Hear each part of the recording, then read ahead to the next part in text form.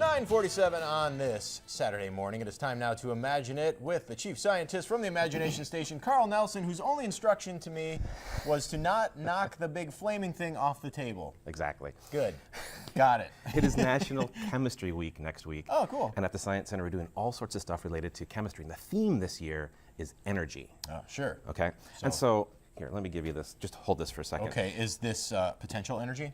Well, you know, we have heat energy here coming out of the flame. Okay. And chemists talk about this thing called heat capacity. It's sort of the ratio between how much heat energy you put in and then what the temperature change of the substance is. Okay. So we have air inside this balloon, and if we were to try to put it in the flame and heat the air up, the balloon would pop. Kablamo. It'd even blow out our flame. Whoops. But Don't your knock balloon, it on the floor. yeah, don't Got knock it. it on the floor. Right. Your balloon, however, has water inside of it. Okay. It's got a little bit of water in the bottom. Right. So what I want you to do very carefully is lift the balloon up high. Okay. And then just bring that down right over the flame. Well, this flies in the face of every notion you might have. So just I'm going to lower it lower slowly. Try, Am I yeah, going yeah, fast? that's Too good. fast? That's All right, fine. okay. Here, How far down? Here, I'll just All move the way flame. up. Look at that. The flame is lapping at the bottom of this balloon. Is hitting the bottom of the balloon. In fact, it'll even Carl. burst if we get to the side of the balloon that has no water inside of it. Terrific. So the water is a tremendous, a tremendous absorber of heat. Okay, and so let's try this again. All right. Okay, so we got some water in a paper cup. All right, now we could take this paper cup and actually stick it right here, put the flame below it, and we could even crank it up the flame if we want, get it really hot. Sure.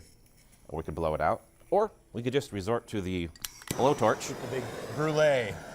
And we can actually hit this cup of water with flame directly, and the cup's not going to catch on fire. The water inside is such a great absorber of heat. In fact, we can even hit the sides of the cup. Now, it chars a little bit because there's a little wax on the outside of the cup. In fact, if we wanted to, we could even ignite the top of the cup a little bit where there's no water. A flaming cup of water. But watch, though.